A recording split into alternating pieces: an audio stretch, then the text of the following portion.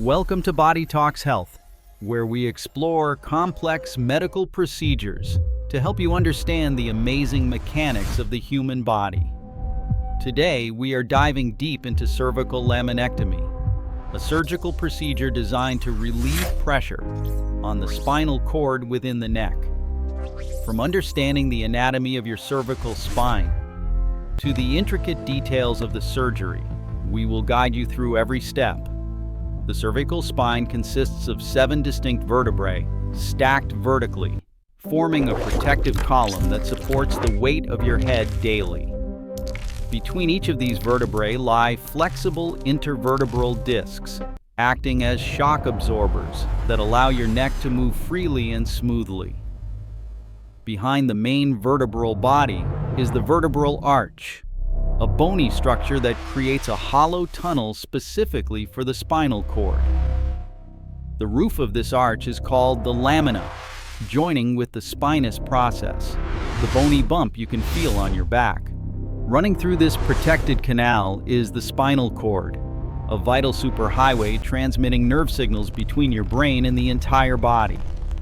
While this structure is robust, age and injury can cause changes that disrupt this delicate balance, leading to severe neurological complications. Over time, the cushioning discs may lose their height and shrink, bringing the vertebrae closer together and reducing the space for nerves. Sometimes the soft inner material of a disc pushes outward, known as a herniation, which directly compresses the sensitive spinal cord nearby. Additionally, the body may react to instability by growing excess bone called bone spurs, which intrude further into the narrow spinal canal. This condition, known as spinal stenosis, results in a dangerous narrowing of the canal, putting constant painful pressure on the spinal cord. Compression of the spinal cord or nerve roots often leads to chronic pain, numbness, or significant weakness radiating down the arms. Looking at a recovery time when of about conservative 6 treatments weeks. fail to relieve these debilitating symptoms, a surgeon may recommend a cervical laminectomy to decompress the affected nerve area. Before the procedure begins, the patient is administered general anesthesia to ensure they remain completely unconscious and pain-free throughout the entire surgery. A breathing tube is carefully inserted to assist respiration, while the surgical team positions the patient face down to access the neck. The skin is sterilized, and the surgeon carefully plans the precise location for the incision along the midline of the neck back. A vertical incision is made down the center of the neck, allowing the surgeon to gently move the neck muscles aside carefully. Retractors hold the soft tissues open, exposing the lamina and spinous processes of the vertebrae that are causing the spinal cord compression.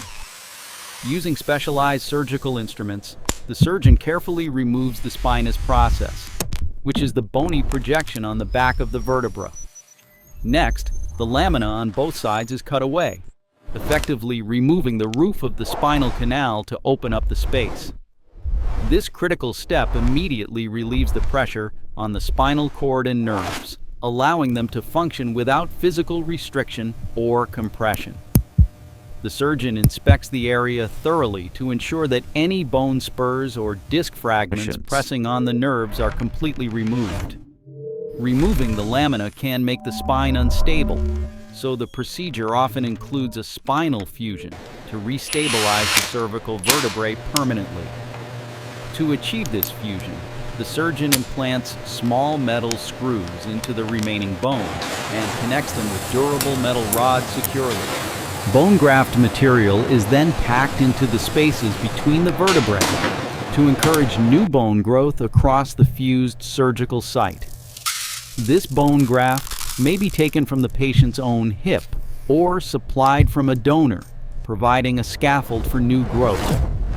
Over time, the graft material fuses with the existing vertebrae, creating a single, solid bone that provides long-term stability to the neck. Once the hardware is secure, the muscle layers are returned to their position, and the incision is closed with sutures or staples.